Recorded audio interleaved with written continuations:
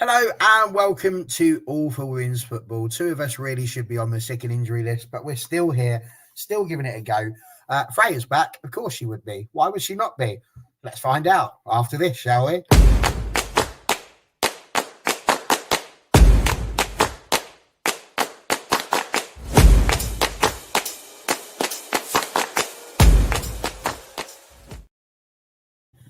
Hello and welcome.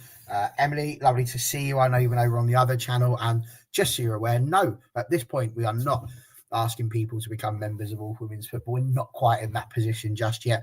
And even if we did, I don't know that we've got the stuff to offer you. So this will very much remain free to subscribe and keep enjoying as you are.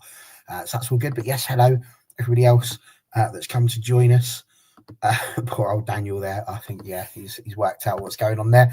But here we are. Welcome once again to everyone around here. Liberty, lovely to have you back with us. How are you feeling after a, let's call it a tricky weekend, shall we? You know what?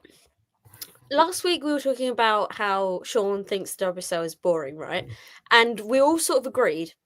And I've come away this weekend from all of women's football, the most excited about the state of women's football at the moment as I've been since maybe the Euros. So I'm great. Everything, like there was drama, there was good results, there was shock wins, there was everything you could have wanted from a weekend of football we got in the space of 3 days over this weekend. So I'm very good. Thank you, Barry. How are you? Listen, not too bad at all. I'll be feeling a little bit under the weather. And of course, the women didn't help us out too much out on that Saturday. But Sunday, Stephen did a fantastic job of revitalising me, which is superb. Sean, I'm going to assume that your enthusiasm and vim and vigour for the delights of the WSL returned this weekend. But if not, how are you? I got sloshed on Saturday. I took the early train up to London to go to the Emirates on Saturday. I was up at 6:45 in the morning, and I got back into bed at 5 o'clock the next morning. Well, you dirty. So full 24 hours. There's some football has happened. I don't really know how much I could talk about it because I was quite tired. That's quite something, Sean, to be honest with you. What an evening that has must have been. I'm sure we'll find out more as the time goes on. That's new. Seems putting drinks out the ceiling now. It's like you've got your own, dispenser. Just a Coke there, please. And of course, she is back, and we have missed you. I've got to say, Freya, it's been a shame not to have you on. So it's really nice to have you back. How are you feeling? Oh, thanks, Mel. What an introduction. Yeah, I'm good, thank you. Over the majority of illness. I was just saying little ones going to nursery is possibly the worst thing in the world because they pick up everything right from the beginning. You don't even have a little break. But yes, back. Apologise if you can hear baby crying in the background. Sleep training is not going well. So yeah, but hey, what a good weekend, eh? Very good. It might not be just the baby crying in the background. It could be me, depending on how this conversation goes. So we can just cry together. I can sing you plenty of nursery rhymes. I've memorised them all now. So Incy, one of my favourites. So there we go. Right, well, you've seen by the thumbnail, there's literally tons that we could talk about this weekend, and we're going to get through as much of it as we possibly can. But I kind of wanted to focus this conversation today initially on the decisions, because I mean Saturday was a mad day, really. I mean, for me, I kind of understood what people were saying in our last show. You've got Manchester United about to play Aston Villa, you've got Arsenal playing Chelsea, both on at the same time, and actually, if there had been a little bit of a gap between the two, it's the sort of thing you'd have happily sat there and watched one after the other. So that was a bit of a shame for me. And it was even worse because all of the action was actually in the Arsenal-Chelsea game. So I probably would have been better off watching that one in the end. So yeah, that's the background. But there was a lot going on there. And I switched it over just at the end to see Renee Slagers looking pretty angry at the ref. I'm like, hello, what's going on here? And oh my goodness, it was all happening. And we saw the sort of the highlights of what had happened at the end. It was very interesting. Lots of decisions being made that were a bit mad. You know, that there's the fact that Russo's goal probably should have stood, but then equally, was it a corner in the first place? I mean, that's what wound me up more than anything when they're going, it probably shouldn't have been a corner in the first place, but that should have been a goal. But you sort of sit there and go, well, then no, it shouldn't really, should it? You know, some might say justice has been served, but there's absolutely no doubt that the last goal could have potentially counted as well. Regardless of whether they do or whether they don't, it's opened up the door to a conversation about VAR or FVS, which is, of course, the football video support. So I kind of want to go down that because I worry, and I'm actually going to come to Sean first about this. I do worry about the introduction of technology, and Sean's put out a rather eloquent TikTok post that I did read about that and put in his reasons why for that one. So I kind of want to shut up now and just let Sean talk to us. Why are you so, and this will surprise nobody whatsoever, why are you so anti-technology in the game? Technology's fine. I can understand. If you said we need goal line technology in the WSL, I don't think anyone will bat an eyelid. Be like, yeah, obvious, sort that out. If you get technology, who runs the technology? The officials who are giving the decisions in the first place. VAR is not purely technology. It is still a referee's discretion that's ultimately going to decide what happens. One thing to one referee may not mean another for another one. And it's just like, we don't need this micromanagement of the game. I don't want to wait 4 minutes to see what pluck random WSL player out there, Kirsten Kasperai, does to a winger. Like, oh, did she go over the ankle or was it just under? We don't need this. And it's not made the men's game any better. It's still, you're still getting, VAR is still making wrong decisions every week, it feels like. Like, we don't need it. If there was technology and there was a robot that was going to make decisions, fair enough, then yeah, all for it. But it's still humans that are making said decision. And this is why I think what we need first and foremost, we need referees in the WSL to be professionalized. Like, let's get that going first of all. Give them the training they need. Give them, right, you've worked hard to be where you are. We're going to reward you. Be full-time. You can get the proper training. You can get what you need to get to that next level. And if then we still don't see an improvement, different conversation entirely. But I think the first step has to be referees get professionalized, given that full-time training. Because otherwise, if you just give them technology without being full-time, we're still in these same conversations. And, you know, we talk about what the WSL needs. WSL needs varied kickoff times. We need every game being played at the main stadium. Can't even get that right. Could you imagine goal line technology at Crawley, at Kingsmeadow? No, you can't. There are so many other things that WSL needs to look at, needs to improve, and VAR is not a priority because simply the officials have not been given the opportunity to be able to train, prove themselves, and get to that full-time level. Until we do that, I do not want VAR near the WSL. It's an interesting point. Freya, I'm going to throw it over to you now, but within this, so like that was the one part of your tweet that I looked at when you said that VAR is still getting things wrong. And it's like, but so are the officials now. And the debate regularly is that. And listen, I'm old enough to remember watching a Blackburn player catch the ball and throw it, and the ref didn't give a penalty. And I'm like, what in the name of all things holy has just happened here? This is ridiculous. And when you watch it on replay, it was even worse. It wasn't like he's just sort of gone like that. He's literally gone, wait, and the ref didn't see it. Now, you get that on VAR. That was the clearest handball I've ever seen in my life that was never given. Now, the problem that you've got is there is always going to be mistakes. I would argue that VAR gets a lot more right than it gets wrong.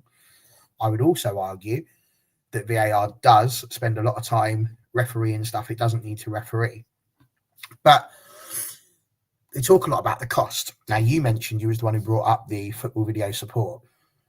I actually love the idea of FVS more than I actually like the idea of VAR, precisely because the coaches are the ones that get to do the challenge. So it's not being watched by somebody in Stockley Park who's got nothing better to do and feels like they need to get involved. This is literally a case of you literally have to give it one of them and go, no, I want to check that. And Renee could have done that. Now, what I would love to know is if they get it right, do they get to keep their 2 challenges? Yeah, and then they only lose one if they get it wrong, as far as the ref's concerned. So it's also put there because it's cheaper and easier to implement across clubs that can't necessarily afford having it. So, Freya, is that the answer? Do we have something like FVS? Because it's still going to be the official that makes the decision. Yeah. But are they going to be, I use the word, I hope correctly, humble enough to go, do you know what, fair play, I've made a mistake there, that should be this? Or would they be too much doubling down of just not wanting to look wrong? No, I've banged on about FVS for a while, especially seeing it so much in action in Italy and Spain. And I think as much as they're still doing the weird thing of they're checking every goal, which is still a bit bizarre because we're sold Barcelona win 8-0 at the weekend. Like, just, unless there's a clear and obvious reason for you to go and check that monitor, and no one's raised, a batted an eyelid, it's a goal. It's fine. But yeah, I think the best thing with FVS, like what you said, is it's not a team in a room somewhere, because that would involve more officials need to be trained to a certain standard. I think it's a positive thing because it's going to help the officials we've already got. It's going to support their education in the game, and it's going to support their decision, because the amount of times, especially in that Arsenal-Chelsea game, that even if the ref just went, let me just have another look at that, and they can. And that's the possibility there that I really like. And instead of, because Renee got a yellow for shouting at the 4th official, didn't she? Or it was one of her team anyway. I couldn't quite see who it was. So instead of shouting at the 4th official, you just get, right, there's my challenge card. I think that needs having a second look. There we go. So it sorts out that as well, because there's an ability to check. So I think there's so much more that needs to come into it. I don't think it's VAR yet, but looking at FVS, how it's working this season, especially, I think we do need it. It's just a monitor on the side of the pitch. The referee gets to have a second chance and have a little look. They can also use it as well if a foul has been missed and it's a potential card situation. There was one at the weekend with Lazio Napoli, and a player had gone down injured, initially not given, but the ref went back, had a look, and it was a yellow because it was a bit of a naughty tackle. She had kicked out a little bit, and that was rightfully so. You can go back and have a look at the time. So yeah, I'm a massive supporter of it, and I genuinely think it needs looking at soon rather than later, because I'm sick of talking about the officials. I want to talk about the football. So yeah, that'd be a nice dream, wouldn't it? If we're talking just about the quality on the pitch rather than those who get to control it. I tend to agree with the vast majority of what you said there, for sure. And now this is the thing, even better referees get it wrong sometimes, and VAR is the answer sometimes. Now, I've deliberately left you till last, Liberty, on this one, because obviously the game on which we're talking about happened in a game that involves the team you support. One of the 6 teams that you support. And now that's an inside joke. One of the 6 teams. So listen, I think if VAR had existed, the question then would be, the Russo goal should have been allowed because it was scored, but do they rewind it all the way back to saying, but then it shouldn't have been a corner in the first place, so actually we always need to re-ref the game? And I wouldn't want to see that. I think if the corner's been given, the corner's been given, but that people are then going to argue, well, it shouldn't have been a bleeding corner in the first place, that shouldn't have happened, it shouldn't have gone in, so if you're going to VAR that, you should have VAR'd that. That's your first thing. Your second thing is the offside. I actually do, it's very tight, both of the offsides actually. Watching the highlight that was there, they were saying, I think she's clearly on. It's the benefit of the doubt, maybe. But like, there's two very, very tight decisions there, and the lines I think would have been interesting to watch if nothing else. But I also think the offside rule isn't really fit for purpose when it comes to using these, because they're moving so fast that how do you get the exact pause at the moment the ball's being kicked in order to be able to get that correct? So there's still a lot wrong with technology. And I just want to kind of take it back to the fact that we're probably never going to please everyone. It feels a little bit like Brexit, a little bit like all of those sorts of things. You're always going to get two sides that are just constantly banging against each other in this one. And my worry is that actually it doesn't matter what you do. We've seen people having a go at the referees for making terrible decisions in men's football for years. And then VAR came in, and all those same people are just like, well, this is no better. We're still having arguments. It's still going wrong. Sean, I think, does have a point about we're going to need to professionalise the referees, but is the game in a position where we can do that yet? We still don't necessarily have the prize money and the investiture in the game as it moves down. But at the top level, do we have that? Do we have that ability? Is it about the officials? Is it about actually the fans realising that this needs to be a bit more banter-esque rather than vitriolic? Because it feels that way now. It's constantly having a go at the referees. What do we think about these officials at the moment? Because I fully understand it. It's not good. And we're talking about it week after week. A referee somewhere does something silly. We'll probably get to it at some point. But in the game that wasn't played at the weekend when Manchester United played Villa, there is a potential handball. Now, I've not made much about that on the last channel, but there is definitely a moment when the ball comes in from, I think, a corner, and it looks like the player's got her hands behind her back. When you look at it from one angle, you see that the arm does come out and then goes back in again. Now, did the ball hit it? I don't know. But if you've got VAR, they've got the ability to check that and look for that. And if somebody's given it the old, hang on, can we have a look at that? Fair play. There's so many positives towards it, but there's so many negatives as well. You don't want to be taking the time to constantly keep checking stuff. I honestly think FVS is the nice middle ground, because the only people that are making that decision is the coaches, and the players can get the coaches to do it. I think I am an FVS advocate. I think that's what I'd rather, because it takes the power out of the officials' hands insofar as re-refereeing, and it gives it to the teams to make that decision. I wouldn't want to see every goal being checked necessarily. It should be up to the coaches to make that. What do you reckon? First off, I want to answer the question that's been directed at me in the comments before I forget. It should be a red card for Pelova. There is nothing. I can't argue any other way, because her studs are up. That's a red card, and we seen those get given as red cards in the Premier League, decently regularly when it happens. It's a red card, but I think a lot of people have said this about that not being given as a red card, in the context of, well, she's just potentially, the referee in the moments after that has potentially got on her mind that she may have made a mistake with the offside, with the handball goal. And so she's not given it as a red because she feels like, oh my God, is it a red? Is it not? What am I doing? A bit flustered. And also she only gets one look at it. She doesn't get a re-look at it like you would have if you have some sort of video assistance. And I think if that goes to football video support, or what is that the right name for it, or VAR or anything of that nature, the ability to have a second look, she potentially does give it as a red, instead of she upgrades it from a yellow to a red. But that's our ability to look at it twice, which is something that these refs currently in the WSL do not have the ability to do. I'm going to poop on everyone's parade. I do not want technology in this capacity in women's football. And I say this as two things. One, an Arsenal men's fan who has been pooped over by VAR quite a lot, by decisions that not even just VAR, but also ball line technology as well has also kind of done us over in the past.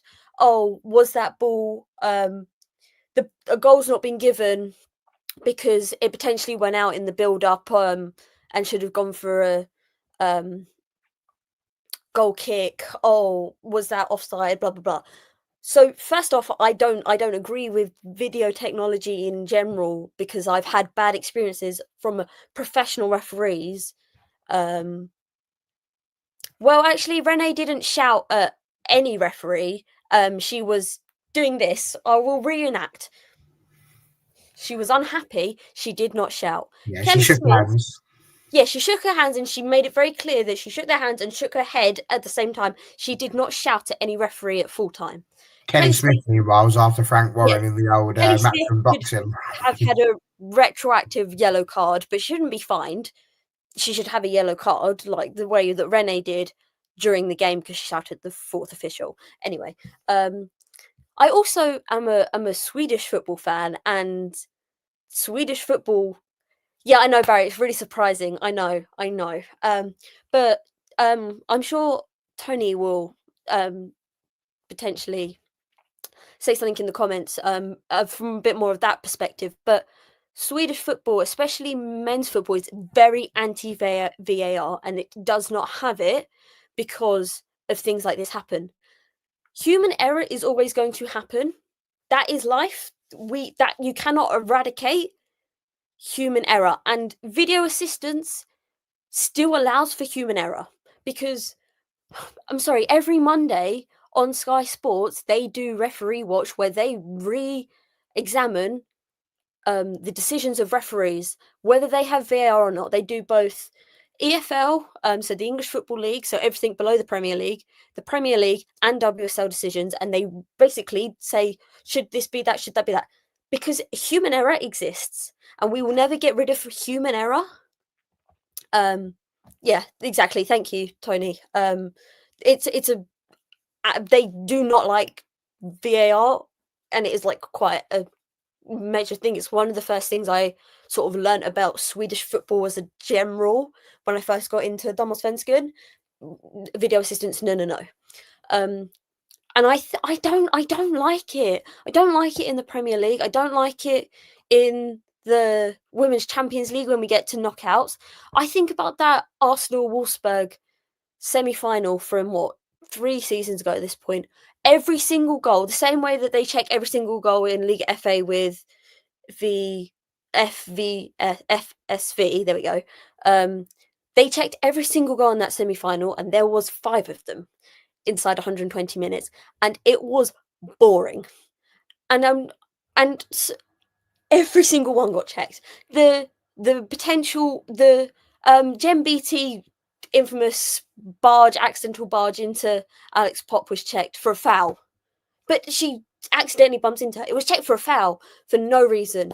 And I just think human error always exists. You can't get rid of human error, even with video assistance. It happens because, like, the goals aside, take the Plover red card incident.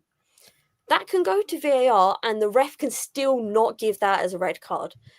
Jessie Park-Humphries was talking on Counterpress that they had seen something very similar happen to Chelsea men recently, where they thought that it was going to go to VAR for a studs up incident and the player was not sent off. Just because you have the ability to have assistance with like having a second look doesn't mean it gets given as the offence you think it is, or the goal gets overturned or whatever. Yes, the idea of having a second look and having that sort of security blanket is good, but I just think at points it ruins. Thank you. It ruins Couture Criminals. Just given the example of what I was talking about from the Chelsea men's, because I didn't know the who it actually was, but that is what I was talking about. Thank you. So do you think that yes, that's what I was saying. Around, do you think that you would have won that game? Do you think the goals would have counted, or at least one of the goals, and that you would have won that game? Yes. Well, the handball is not a handball. Well, exactly. And also, it is a corner. It comes off Lucy Bronze's knee. It bounces around a couple of times, but it does come off Lucy Bronze's knee. It is a corner, and it's not a handball, so that goal stands. So with that in mind, you're now 6 points behind. You could have been 8 points behind with Chelsea at the top there. So let's now, and I very rarely do this, but I'm intrigued now about your thoughts as a fan. Mhm. Would you look at that and just go, well, it's human error, it happens? Or is there no part of you that sits there and thinks, I'm not being funny, but that could have cost us the WSL, because it's such fine margins when you're playing against and trying to compete against teams like Chelsea. Sean, I've got to ask the questions, mate. And every time I ask them, you look so disappointed in me. But it's just a question. I'm not saying I agree with it. I'm just discourse. And I do have a good question for you, which I think you're going to love after this. And I think you're the perfect person to answer it as well, by the way. But yes, Liberty, is there no part of you that looks at that and goes, that's the sort of fine margins we're on that could be the difference between you being even closer, because you could have been only 4 points behind and level with Man United? And when you're looking for those top 3 positions, you can't rely on going off to win the Champions League again, because that may not be the case. I don't think that because I don't think that technology belongs in football, that I would be like, oh, we've been robbed of a result here or anything. I don't feel like that now. I'm it may come as a shock to some people.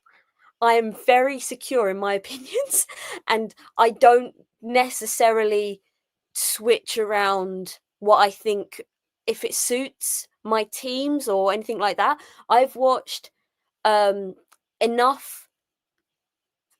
I've watched NWSL where they have 10 minutes added on because it's gone to VAR, or Barcelona games that go to 10 extra minutes because they've checked every single goal for no reason. And I think when we're in a place where women's footballers are announcing ACLs every 3 days, like poor Katie Reid being announced today, that we do not need 10 extra minutes on every single game in a 20-odd game season plus Champions League. We don't need that. And so I don't think that even if the video assistance or a second look would have given Arsenal the win, that I want it to exist. I just want competent referees. Like, at the end of the day, competent referees who are professional and who and not just referees but the linos as well. That is where we need the focus to be. And if in 5 years we're having this conversation again, we're going, is it time to step up and introduce VAR? Then maybe, but we need competent referees who are and we need competent referees across football, across English football. This isn't a WSL issue. This is football in England at large needs a reform of referees. That's Premier League, that's EFL, that's WSL, WSL2, literally everyone, because there is a systemic issue in refereeing in this country. And then we go and look at we go and watch Man City men, completely separate to any of us, Man City men in the Champions League, and we go, that refereeing job was really good. But why? Because they're not an English referee, because in Europe, an English referee can't referee an English team. So we're looking at referees from a different country. Look at how they referee our game, and why can't we replicate that in our league? And once again, that's across England for me, probably across the UK, but obviously I don't watch Scottish football or anything in that sort of intense capacity to comment on that, especially in men's football. I just think that I loathe the idea that somehow VAR or video assistance in any capacity is suddenly going to fix the issues, because it's like if you've got a bullet wound and you just put a plaster on it, you've got that. What's the point? You're going to get nowhere with that. And I just think that even if we could have gone to VAR and those goals would have stood for Arsenal at the weekend, obviously I'd be like, brilliant, we've got 3 points. But I still don't think I would be like, let's bring it in constantly in the WSL, because I just don't agree with technology controlling our game, essentially. So, I think for me, Couture Criminal says here, trained officials just to use VAR alone needs to be implemented in men's football. I think this is the thing for me. I don't like VAR because it's 2 or 3 other people away from the ref. I think the only person that should be making that decision is the ref, because as somebody just said here, Chelmer, they can make a mistake. And I don't think it's a bad thing when you have technology available to go, just have another look at that. Just look and just double check, because we are talking fine margins. And that's why I want it to be that the coaches can have that. And that's what I love, that idea. And I know it's very Americanized. I know it's very NFL, flag on the play, holding, 5-yard penalty, first down. We don't need any of that necessarily. But I completely agree with the fact that it puts the power, I think, back over to the teams who feel hard done by. Because at the end of that game, Slegers felt hard done by. And you could put it back to Man United in the Champions League. Janssen felt hard done by, but there was VAR on that one. Thank you very much, Liberty. I'm glad you enjoyed that. Can I quickly? Sorry, can I say something? Yeah, no. So very quickly, during the game and afterwards, less so afterwards. During the game, I also felt hard done by it as an Arsenal fan. I went down. I watched the game up here, so I'm on the first floor, the upstairs of my house. After the game, I went downstairs, and my mum said, "Why were you shouting? What happened?" I was screaming, and I was watching parts of it with my brother, and we were both screaming and were very unhappy. It's not that I wasn't unhappy, it's just that I don't think that technology would fix the issues that we're talking about. Well, that's the segue into the question that I want to ask Mr. Grumpy about, and that is it a little bit about this, just the quality of fan? And I'm sorry, I can't believe we're going to say this when we've got people really watching, but is it the quality of the fan that can sometimes be the problem? Because I can remember it used to be banter, and this was what banter used to mean back in the days when you could use the word banter and it wasn't like a pseudonym for some sort of abuse or harassment. But I can remember Roy Carroll pulling a ball out of the net that was about 6 yards over the line against Spurs, and it wasn't given. And oh my God, did I laugh with my dad about that for months afterwards, about the fact that, oh no, it's got to be at least another 7 yards over the line before we're going to allow goals against Manchester United. And it just became banter. Yeah, they made a terrible decision. When you look at it now, everyone's got an opinion. And not only has everyone got an opinion, it's right there. You usually only get the newspaper's opinion or what Gary Lineker or John Motson thought on Match of the Day. You get a little bit, but now you see it from everyone. Mrs. Smith down the road's got an opinion that she's thrown on Twitter, Instagram, somebody's shouting something out about on that. You go onto TikTok, somebody else has got an opinion, and it's very easy to jump on the bandwagon of all these opinions without necessarily really thinking about what it is that's happened. Everybody's going to disagree. Is this part of the problem? Is that people have just forgotten how to disagree, and it becomes so visceral that it's a real angry, almost World War III inducing affair to possibly believe that a mistake has happened. So as a result, they all just put it on the person in the middle who, let's be clear, if we get rid of, there is no game, because you've got to have somebody who actually officiates the game. So is a bit of it just that fans need to get a grip and recognise that mistakes are going to be made, and that some go for you and some don't. And that old lovely little cliche, it all evens out at the end. Fans need to get a grip. Have you met a football fan? We're stupid. We're all stupid. We're not going to get a grip. But I'll tell you what the problem is. And this is one of the other, obviously referees' decisions. Can I tell you what the other big problem is? The two teams that were involved in it. If there was that level of mistakes between Everton and Leicester, would we be talking about it? If there were that many mistakes between a game between West Ham and Tottenham, would we be talking about it? I can bring up a couple of incidents from Liverpool-Brighton if you like. Aston Villa's games this season, I'm sure there's a couple. Do any of us talk about it? Do any of you say, oh, Leicester were done wrong against Everton, we need VAR? Does anyone talk about it? Do you remember when Liverpool were robbed against London City, a penalty, because Paris was fouled, wasn't fouled?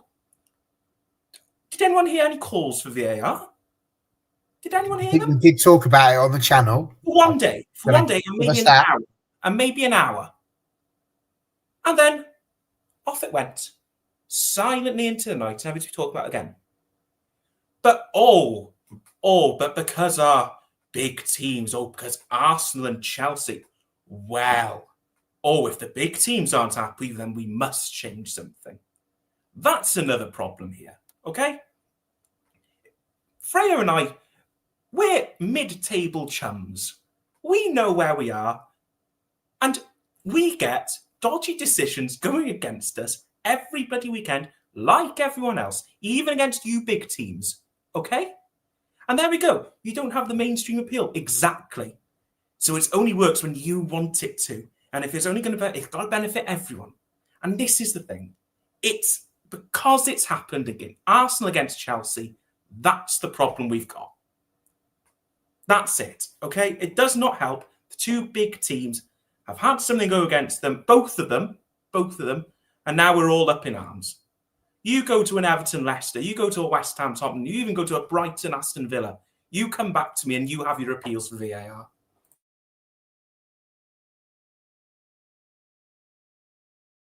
Sorry, I was waiting for confirmation that I could talk. Okay, I It makes you completely sound like such a dictator. That confirmation I could talk. No, I didn't know if you were going to come off mute and say something, and then I was going to be talking over you, and I didn't feel comfortable. Anyway, I completely agree with Sean saying that we're having this much outrage and debate because of the teams, but if we're demanding better refereeing in the WSL / women's football in general, everyone benefits. Like, I'm like, it's not because at the end of the day, just because Mel Bergin,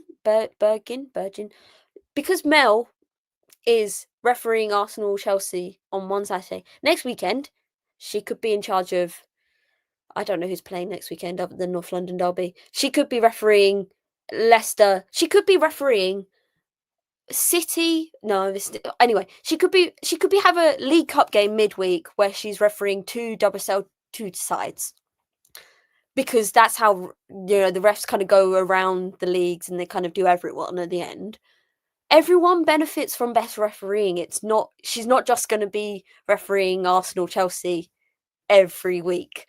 So I think I completely get that we're having this massive debate and discussion because of the teams in that one specific time and place who they were, but it benefits everyone if we demand better, because there is a knock-on effect, and even it has a knock-on effect onto the Women's National League and even further down, because if the referees at the top of the pyramid, like quite literally, are better, then everyone has to get better, because eventually when we have an FA Cup game between Leeds United women and Chelsea, then the standard of refereeing that Leeds have to have has to be matching Chelsea's, because that's sort of how the FA Cup works. It can't be picking and choosing referees because Chelsea is suddenly involved. It has to be equal. So yeah, I completely agree that with Sean, and the fact that there's not more outrage for other issues in refereeing in women's football. But if we make enough noise about this one really specific incident, then everyone benefits in the end, in my opinion.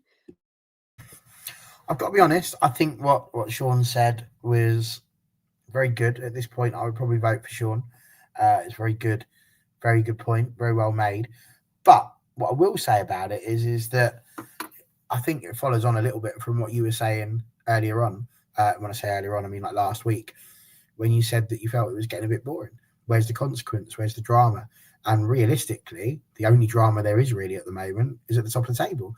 So it's going to, oh, come on now, Sean, you can't have it both ways. I think that's the only place where there's a massive talking point. I mean, listen, we will get onto United against Villa, I'm sure, at some point, but I don't think Freya's going to be sitting there going, we made it into mid-table. Look at, we're sick. What a time to be alive. I've never been more proud to be a Villa fan. It's not likely to be the words that she comes out with. So I agree with everything you said. I'm just saying that's probably the reason why it's getting the the eyes on it, I suppose.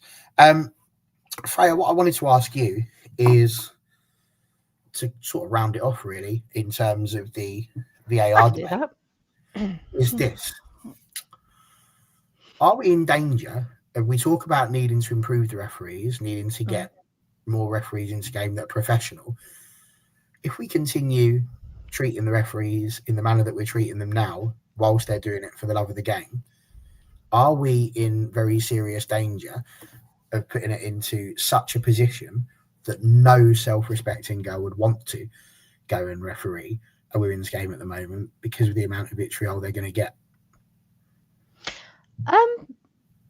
No. And the reason why, the reason why is because I don't know if anyone else follows it, but Grassroots Football on Twitter, and they share lots of stories from referees, from being so young and coming through, and the abuse isn't just at professional level. The abuse is horrendous at grassroots level, and we've all seen parents on the touchlines, that should have been a pen, blah, blah, blah. All right, your kid's 7. Like, can you just be quiet? Like, they should be playing for the fun of it and developing their skills. Like, shut up.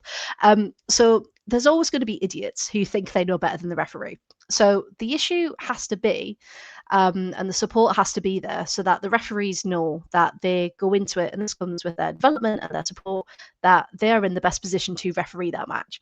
And it doesn't matter what anyone else thinks, to be honest, because you're just people on the internet. You're fans in the stadium, you've paid to be in that match, but at the end of the day, you haven't gone through your referee qualifications. So you might have been watching football since you were 5, but unless you know that rule book backwards and forwards, as hopefully refs do, yes, human error, blah, blah, blah, but you are trusting these officials to be in that position, and they wouldn't have passed their tests, exams, they wouldn't have got to that point if they were so terrible. Is my point. So I think that if you've got to that position, as everyone does at work, you work hard to get to where you need to be. And if there needs to be support in place, then that's the FA's job to put that in place. And there needs to be that level across the board, like Liberty was saying. But at the end of the day, if you're going to be a referee, odds are you've had a lot of abuse over the years, and that's nothing new. I think social media is making it a lot worse because people think they've got the right to say whatever they think, which is not true, by the way. Like, if you're saying something nasty, just no, you don't have the right to say that.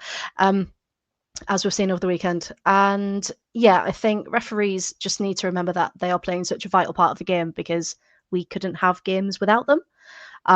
So yeah, I just think there needs to be more support in place, and there needs to be fairer fans across the board who need to take their head out of their arses and realise that, some decisions won't go your way, and that's okay because that's the correct decision.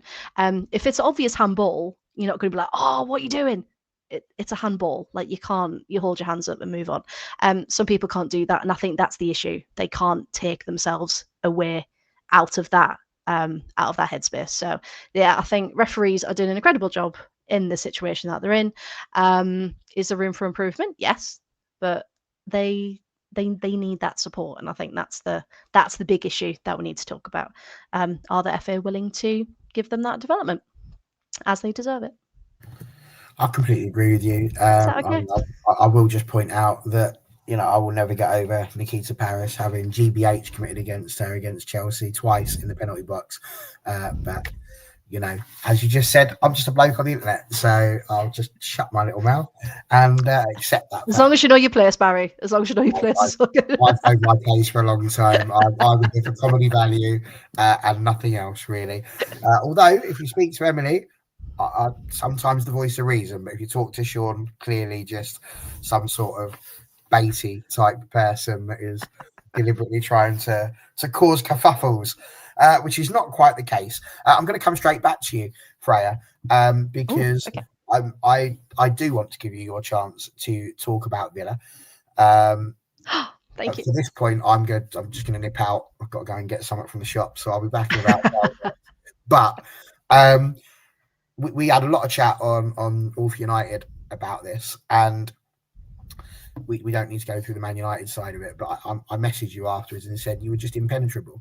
The better chances, despite not having the ball as much as perhaps you could have wanted to, you had the better chances. Is that the Villa that you've seen all season? with the way that they performed there, because they at one point there was 11 people behind the ball and United just couldn't get through you at all. That's quite nice, isn't it? Yeah, I think what's starting to happen now is the Villa that we've seen glimpses of for years and years, and I keep coming on these shows, Barry, since we first met, saying their time is coming. It's coming. And I think what Natalia Arroyo has done is just completely transformed the team into what we knew was possible. And we were, again, we've talked for years about, Villa have never won against United. I think there was one cup match that was on pens or something. But can I just say, this is the first time Villa have beaten Manchester United in the league. First time of all the times they've ever met. This is the first time. So as much as people, because again, the narrative is, United had an off day. It's never Villa played well. So I just want to really pick up Villa and say, this has been a long time coming. And, we do have some injuries to the team, some very long-term injuries as well. But we've, the youth that Arroyo was bringing through, and that's been her promise since the beginning, bring the youth through. And be able to adapt and to have players who are so confident, better than Sonia. Thank you. And yeah, like Katia Criminal saying that, Rachel Moult be coming through. I think she's 19. Georgia Mullet has been fantastic. She got a goal in last weekend. Lucia Kendall, we've seen her called up for England. So I think we're in such a place now where we've got the youth, we've got the experience. We're not, the care home of the WSL anymore, as we were lovingly nicknamed for many, many seasons. And I just think we're on such a good path. And it was so nice to see that come into fruition, because how many times last season did I say, but they're not playing badly, they're just not getting points. So the fact that they could pick up those 3 points, and Miri Taylor, hence the hashtag, her first goal since the 23-24 season. It's her first goal for Villa, I believe, and she's been trying to get that goal for such a long time, and it's never worked. It's always gone wide, it's always hit off someone else, it's never gone in. So I just really want to shout out Miri Taylor for her hard work and perseverance, and she's been incredible in that midfield. She's really, really developed. And yeah, just a massive shout out to the squad for not giving up, because again, with the narratives, like someone said earlier, if you're mid-table, you've got no you haven't got the appeal of your Arsenals and your Chelseas. But there's so much excitement happening around that mid-table and in the WSL too, and all of these other teams that aren't the top 4. And I just really implore people to not ignore those teams and to really see those teams for who they are and what they're doing. So yeah, I just really want to shout that out. Nothing against United. We know what United can do, but a lot of talk of, well, actually, are they just looking ahead to Wednesday? Which you probably would. Against, it's Villa, will probably win is the usual case for most teams. But I'm just glad Villa could stand up and make a statement. So yeah, that's my little 5 minutes. Thank you. Fine. Number one, you could tell that Miri wasn't expecting to score, because after she didn't know what to do to celebrate. She had about 4 different ideas run through her head, and she looked as shocked as everybody else at that point. So it was quite a moment, to be fair. Oh, I love her. She's fantastic. Number two, I'm not sure if Sean was trying to point at me for that one. But no, I said that they were just mid-table. I didn't say anything about other teams. I don't think that was fully me. I think there was some of the comments, but yes, absolutely. She didn't come on and go, "Oh, we're sick. Aren't we the best side ever? That's amazing, the best Villa side ever." In that respect, I'm sure she wants to get higher. I've just seen Liberty's comment about Sabs as well. How good is Sabs this season, by the way? She's come on so much, and there were some doubts about it, especially when Ellie Roebuck came in. Who's going to be that number one? Who's going to be fighting for that spot? But the fact that they're really playing well off each other and they're helping each other develop, and Sabs has really, really come on. So I do thank you, Liberty, for Sabs. She's doing so well, and just so proud of all the team, which is a lovely thing to say as well, because you just want to be proud of your squad, don't you? And Kirsty Hansen, yep. See, again, we were, taking the mick out of for years. We're getting everyone else's cast-offs. Look how well it's going. There you go. And just so you can see that, Sean, I wasn't lying. See, I genuinely try and be objective. I don't know why it is that you think I'm not. Maybe you think it's just some sort of persona, but I do try and see it from lots of I different agree. points.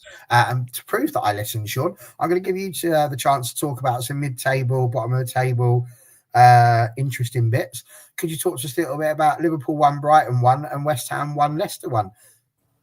Absolutely, because what I enjoyed was the fact that Liverpool went, oh, we're slightly better. And West Ham go, no, we're slightly better. And then West Ham were like, oh, we're the worst. And then Liverpool were like, oh, no, we're the worst. And it was like trading blows. It's like, who actually is the worst team in the WSL this year? I was at Barry yesterday. I managed to watch all of Liverpool Brighton. Emily feels like Liverpool robbed. I think you might be watching a different game to me because I thought Brighton were quite dominant throughout that second half in particular. I thought Shimizu was really good for Liverpool, actually, and Kirby made some really good saves. And yes, that Liverpool goal was probably offside, even though it's Lily Woodham who got the assist. She was offside when the ball was played to her. No one talked about that, by the way, just putting it out there. Yeah, so no, Rosa Kafaji, I'd like to thank Arsenal once again for not seeing the talent in her and loaning her out to us. I'm glad we are the ones to showcase, oh, she's actually quite good at football. I wait for Renee Slagers to see that side. She might not, and we might keep her permanently. Imagine that. And West Ham, oh,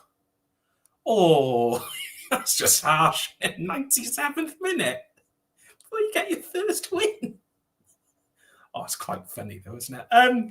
Fair play to Leicester though, actually. And you know what? I think Sharon O'Brien is one of those players who's had a bit of unluckiness in football the past couple of years. So it was actually really nice to see her get that really late goal for Leicester, who they do have something about them. They do have a bit of a fight, not against Arsenal last week. Apart from that loss against Arsenal last week, Leicester do have a good bit of fight about them. I'm kind of seeing them getting points from games like that because they've gone behind a couple of times this season. They've actually done well to come back. Even the game against Chelsea away, they were really good. So, yeah, I still don't know who's worse out of Liverpool and West Ham, but I did find it quite funny that they both conceded in stoppage time. But yeah, I'll take a point. Why not? Sure.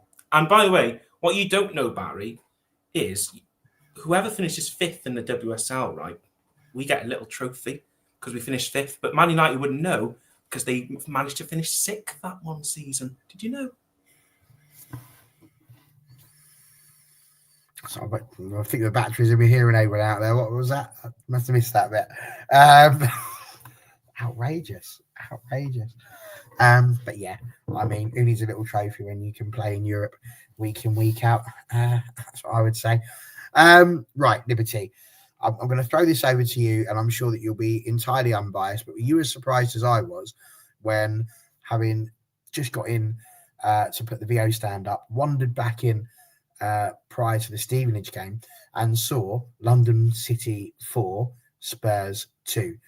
Was that expected? Because I'll be honest, I looked at that and went, "Whoa, wasn't expecting that."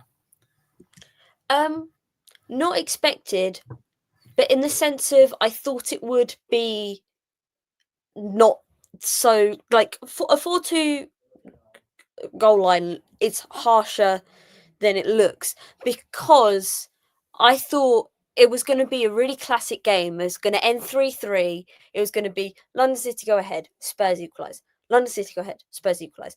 And, you know, until 2-2, it was that. It was exactly that. And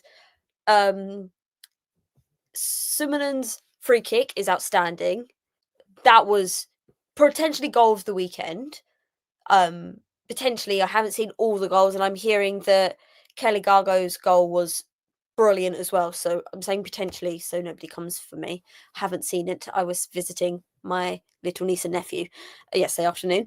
But that was an outstanding free kick from a very underrated midfielder. I think is what the surprising part for all of us is that Spurs, other than the City game, have been so good this beginning of this season under Martin Ho. Like, really quite incredible, especially in the WSL, that one for London City to go ahead to begin with was quite a surprise. If we're going to have a debate about Everyone's paused, and I don't know if it's me or. Can you hear me? Yeah, Everyone, you We can. can hear you, I yeah. think I'm having some issues, and everyone keeps pausing and then going really quickly. Fun fact, she's now paused, which is entertaining. So that's happened to everybody there. Um, I gives can me the write. perfect opportunity to just Hang say, on, Sean, let by the me way, we did finish see fifth if I can. in 23-24. We didn't finish sixth. So clearly you'll find that in the Manchester United trophy cabinet. But Liberty do carry on. She can't carry on because she paused again. What I might look at that. That's an unfortunate snapshot. It looks like Oh, Liberty. very scary. Oh, I'm gonna I'm back. I've There she changed. is. Oh, Oh. she's back. There we go. I was going to say I'm I've going to have to changed- carry the Hammerby section in a minute. No, I've changed to my hotspot for my phone, so we should be okay. Beautiful. However, I forgot what I was saying. Oh yes, if we're going to have handball controversies, is there a handball in the lead up to Freya Godfrey's first goal? I haven't seen it back in great detail to say yes or no, but at first thought I did think there was a handball before it obviously goes over to Freya. But anyway, besides the point, no more handball controversies, please. I thought Spurs would be slightly more on top of London City than they were. I feel like it definitely felt like London City were using the kind of at-home advantage of being in Bromley to sort of push Spurs. And I think at some points that they just didn't really have it right. And then London City just used that to their advantage. And yeah, Freya Godfrey with the brace and an assist is unbelievable. I think her going to London City obviously was on loan there last season, and then making that permanent. Was she on loan there? Have I made that up? I think she was on loan there. Somebody will correct me if I'm wrong. Anyway, I think that was quite an underrated transfer in the sea of transfers for London City, because I do think she's a very talented young player, and I think somewhere like London City is going to nurture her well, which is good for her, but also good for England going forward. Because obviously she's very young, she will be trying to push into the England setup eventually. Especially as we see some of the older wingers potentially getting phased out sooner rather than later for England. Just putting that one out there. So I think brilliant for her. Somebody said she's never scored an open play goal before yesterday, and then I don't know if that's true or not, but I definitely saw somebody say that, which is just an incredible stat. Felt like I think at points with London City's attack, some players are quite anonymous that I've been told to like fear, like they're really incredible, and I'm just like, I've not seen it yet. But then you have someone like Freya Godfrey stand up in the way she did and get, as I said, a brace and an assist. Is just like, that's what you can do when you have a really big squad and you can have that ability. And yeah, I think, look, the thing is, Spurs know that their next WSL game is an at-home London derby. That is like, the loss to London City is a lot, because I think they would have expected to win that game, and then they know they go back home next weekend and it's a London derby, and also you have the narrative of Arsenal are going to be heated up from the Chelsea game, and potentially whatever happens midweek against Bayern, because we have Champions League as well. So I think that it's really interesting. I think that Martin Ho will be looking at maybe tweaking a couple of things, but overall Spurs' like base as such this season has been really good, and I don't think he'd be the type of guy to like throw everything out just because of one slightly iffy game.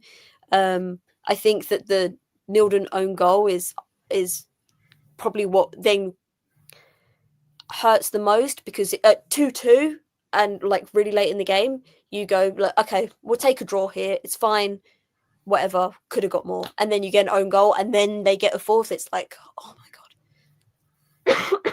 Excuse me. But yeah, I think it'll be interesting going into next weekend, especially because it's not being played at the Hotspur Stadium, it's being played at Brisbane Road because the boxing, which I think is terrible from Spurs higher ups. I'm sorry, you're putting a North London derby at your lesser stadium because you're playing boxing the night before at the big stadium. Get a grip. Your women's team should be your priority, not making money from boxing. And that's all I'll say on that.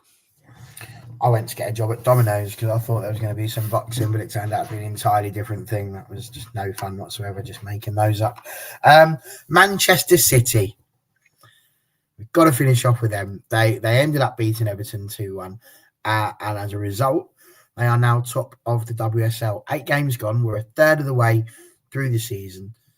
Did anybody see Manchester City hanging on to that position? Everybody has played 8 games with the exception of Villa, who obviously had their game against Liverpool to go, in which case they could regain 6th again, which of course will make Freya go absolutely wild with delight because that's the place you want to be. But can we see it? What do we reckon? I'm just going to put that out to anybody. Can we see City hanging on? Depends what they do against United. If they can beat United handsomely, which I'm sorry, Barry, I think it is a possibility, considering you have got... I know. You've got a midweek. You've got a very important midweek, and then you've got another midweek after that. I can't remember. Is it Wolfsburg away after that? I think it is Wolfsburg, yeah. You've got... It's a tricky run of games you've got after losing to Aston Villa, of course, a team who Brighton drew with on opening day. So it's going to... If they beat United convincingly, which I generally think they could do, it's making me think, or maybe no Europe, and the way this attack is going, I can see it. So this weekend, I think it's going to be a really telling one for Man City. Anybody else want to throw in on that? Oh, sorry, you go for it first. I was going to say, I'll be quick with mine. I think it'll be closer than last season. But I think there's too much uncertainty still with those top couple of teams. So, yeah, I don't think it's going to be a walk in the park. I don't think it's going to be straightforward. But I do think they've got a much better chance than last season. Completely different team. I agree. I think it depends on what happens on Saturday with the Manchester derby, but also depends on the then reverse fixtures for Chelsea, United and Arsenal against City, because I think winning the 2 of those 3 fixtures is really good. That's really good. But then it depends on what happens on the opposite, because if you then go and lose the reverse fixtures of those 3, and you've given your direct rivals in the title race 3 points each, then you essentially blow the whole thing wide open. Which I think has a real impact. So it depends on all of those top 4 fight fixtures, which I know Sean is going to hate this idea of. Freya, just before we walk away from the WSL, I understand you're did you only just change your name to that? Or has that been like that all the way through? Miri? Yes. Yeah, it's been there the whole time. Oh my God, that is an hour and 3 minutes. I've not even noticed that. But yes, go on, go for your whinge. Yeah, just a quick whinge. Why do they do this? Like they hate us. So obviously Liverpool Villa game was postponed completely understandably. And they've rearranged it for a Thursday night at 7:00 in between 2 away matches. Make it make sense. So they're away to Spurs on the 7th, then they're at home to Liverpool, and then they're going back away to Man City. And it's like, if you want your players to recover and you're giving them, 2 days? Friday, Saturday, and then play on the Sunday? How is that? Just make it make sense. So if we could just prioritize, player well-being, please, because that didn't need to happen on a Thursday. I think the men are away. I think someone did some, because I know the men play midweek, because the men play football too. So yeah, I think they're away on the Wednesday. So like they could have played on the Wednesday at Villa Park. But yeah, it was just really bizarre the fact that is a Thursday for a Sunday match. Why? Yeah. So that's just my little whinge. Thank you. There we go. Very nice. Right, we're going to pop over from the WSL and throw an N in front of it and see where that takes us. So I felt like we've not really checked in on the NWSL since it finally concluded and entered into the playoffs. So obviously KC Current had won it. They were just absolutely on fire. And the quarterfinals took place at the weekend at very reasonable times, might I add. Orlando Pride, who obviously finished in 4th, defeated Seattle Reign 2-0. So that was 4th v 5th, effectively there. Only a point in it, and Orlando sort of, reigning supreme, I suppose you can say on that one. The big one, though, I'm going to leave that till last because it is the big one. Washington Spirit and Racing Louisville drew, with Washington Spirit winning on penalties 3-1. They finished runners-up in the end. Portland Thorns defeated San Diego Wave, which was good fun for them because they're in 3rd. But blow my mind, 8th placed Gotham FC took the Titans with a goal difference of 36. They only seem to have double figures other than Gotham, who had 10 for positive goal difference. The side that only lost 3 times during the season, and they beat them by 2 goals to 1. Gotham FC, I'm going to repeat that, defeated KC Current, who by all rights should be called champions of America, but will now be a forgotten side because they're not going to win and get all the glory that is going to be mentioned at the end, which it breaks every single part of footballing sensibility that's in my head. But there we are. Freya, did you see, was that on your bingo card, that going on? Because that's absolutely crazy. And Gotham have now got to go and face Orlando Pride with Spirit playing Thorns. I did not see that coming. No, I didn't.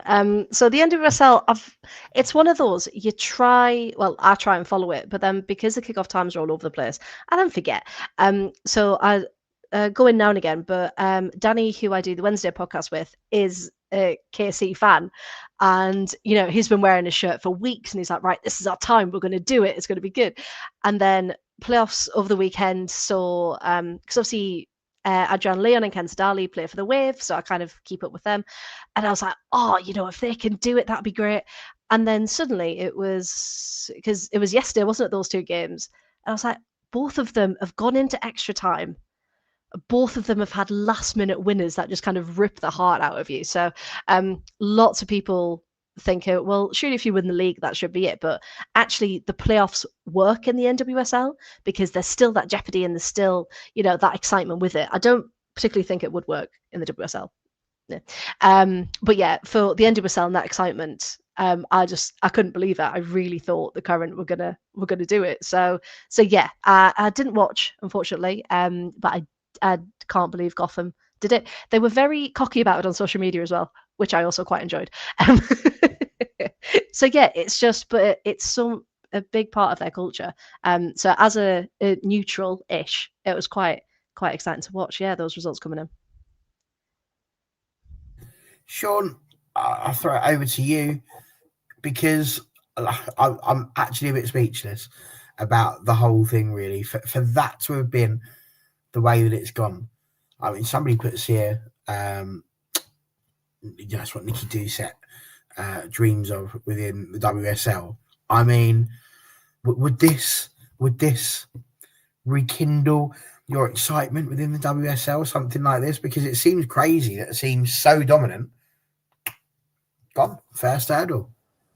See, but this is the beauty of American sports. I am a big NFL fan, and I've seen throughout the years some wild NFL results in the playoffs, because in the NFL, right, the team that finishes number 1 in their division or their conference, they get a bye. They don't have to play until everyone else plays. And then the number of number 1 teams who go out to these 7th. I remember the New York Giants going on that run all those years ago with Eli Manning at quarterback. Anyway, but the beauty of the playoffs is it is just one game at a time. It's not a league season. You are out of league focus so quickly. And you look at this Gotham team, they're not crap. Like, it's a good team. Like, I'm Katrin Berger, Sonic, Carter, Rose Lavelle, Purse, Patillo, Jaden Shaw. Katie Stengel got relegated with Crystal Palace last year. She's great, isn't she? She pops up. I feel like she just every now and then she just pop up at Gotham, do something like, oh, there she is. She's back and she's doing that thing again. No, it's the beauty of the playoffs. It's just one game. It does not matter. It does not matter what's going on in the season. Well, clearly, it does not matter what's going on in the season, and anything can happen. No, I don't want it in WSL because I'm sure Nikki Gisette would even find a way to ruin a playoff. So, no, I do not want a playoff in the WSL. But what we do have to say is it has got Liberty everything you would want in terms of excitement. So, again, for those that didn't see the game, Jaden Shaw was ahead there, 68 minutes, looking good for Gotham. But in the 96th minute, Wheeler gets the goal. It's level, and you're like, oh, my God, here we go, extra time. And the whole 30 plus 1 minutes are being played. And then last-minute scenes, absolutely nicking it there. It is Katie Stengel. So talk to us a little bit about this game. And is this, as Sean says, what makes the NWSL so exciting? Because it's been a bore fest, really, going throughout the season. It's just been who's going to finish in 8th because the positions have pretty much been decided for months now. But the side that just picked in at 8th, and we were talking a lot about who's going to get that 8th position, Gotham got it. And look at them now. They're 2 games away from glory. Yeah. So I watched most of it. It was slightly awkward times, about like dinner time, England time, so slightly awkward, but still very good compared to some other times. And also, just gonna say this for anyone looking to watch the semi-finals in the weekend coming, 5 p.m. on Saturday is Portland versus the Washington Spirit, and then Sunday at 8 p.m. it is the Pride versus Gotham. So very good English times. Tune in. But yeah, it felt like some people in the chat have been saying they're missing Chwinga. That is a big miss.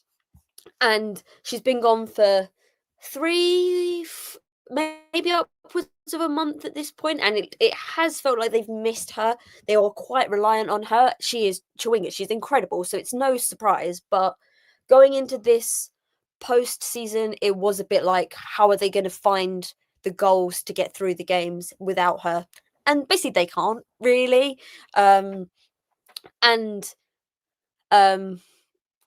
Obviously the for people who don't know, the current manager is Vlatko, who was the US manager for the World Cup.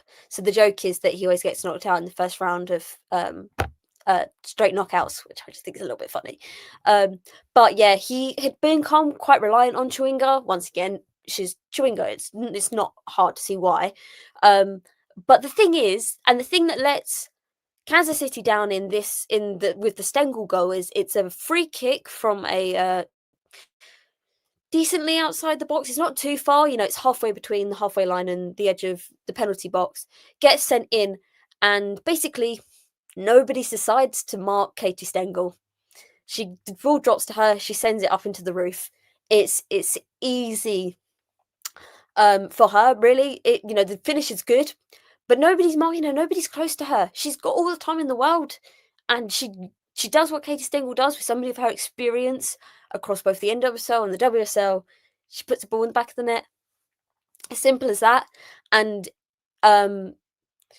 the shot directly afterwards is of Lorena, who is the Kansas City goalkeeper, the Brazilian goalkeeper, and she looks heartbroken because there is not really anything she can do about it, and it is her outfield players that have really let her down, because Stengel is completely unmarked. I'm not even meaning like somebody's, nobody is around her as she goes in and she gets the goal. And at the 121st minute, when you know penalties are basically within touching reach, to not mark her is dreadful. And I really, don't know what any of the Kansas City players are really thinking, because I'm like, come on, guys, this is like football 101. You're defending a free kick in the first minute of injury time, of extra time. You are the team to beat, and the commentary was saying like, oh, if it's going to happen for Gotham, it's going to happen now. And it's like, come on, it's so going to happen after you've said that.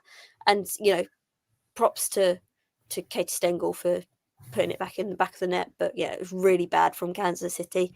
And also, I'd also like to have a little bit of a moan about broadcasting, because just a little moan, because I wanted to watch Portland, because if anyone missed last week, one of my 65,000 teams I support is the Portland Thorns, because of Tobin Heath. Before anyone asks, somebody asked last week why. Big Tobin Heath fan, obviously, for most of her NWSL career, she played for Portland Thorns. I wanted to watch them, but obviously because the Gotham game went to extra time, it overlapped, and you can watch the NWSL on TNT Sport in England most of the time. Sometimes, if they're not on TNT Sport, they will be on NWSL Soccer online, which is free. But the playoffs are almost exclusively on TNT. But they only have one channel playing the playoffs, so I basically missed half an hour of Portland because because Gotham hadn't finished, and that's fine. But like, maybe think about putting on a separate channel, or like having it online somewhere, because I couldn't watch half an hour of Portland. And apparently they did really well for 10 minutes, but then it was all San Diego Wave. And I don't even know about it because I couldn't watch it because I was watching. What would you rather have seen? Well, yeah, okay, but I'm just intrigued. I could have watched both at the same time. I was watching 4 games at once on yesterday afternoon. I was watching the 3 WSL games at midday and also the Barcelona game. I'm well versed in watching many games at once. I can do it. But yeah, just like maybe think about it a little bit. But anyway, it doesn't matter because Portland Thorns won, and Olivia Moultrie is very good at football, and also so is Pietra Tordin. I make her sound German. She's Brazilian, Brazilian American, but unbelievable player. Rookie for the Portland Thorns. What a pickup from them straight out of college. She's got a big future with probably the US women's national team. Looks like that's where she's going to go instead of Brazil, but like one to keep an eye on. And also, he's not watching, but my friend Tom, he's the one who told me to keep an eye out for her. His eye for players is brilliant because he was ahead of the game with that one. Okay, fair enough. And the reason why they didn't understand Football 101 is because they're currently 201, and that'll be why. All right, so there we go. I've been sitting on that for a whole 90 seconds there, trying not to forget it. I'm there. It's all good, and it's out there now, so I feel strangely calm. It's going to be 2-word answers from you now, because all clubs are effectively 2 words. Who's it going to be?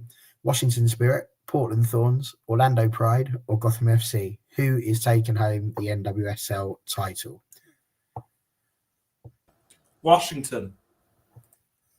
God, Washington's, that means Portland Thorns going out in the semi-finals there. Sorry, Liberty. Portland, obviously. Oh, okay. Sticking with the allegiances. So she's completely gone overhead there. That's great. Freya? I'm going to go Orlando Pride. Why not?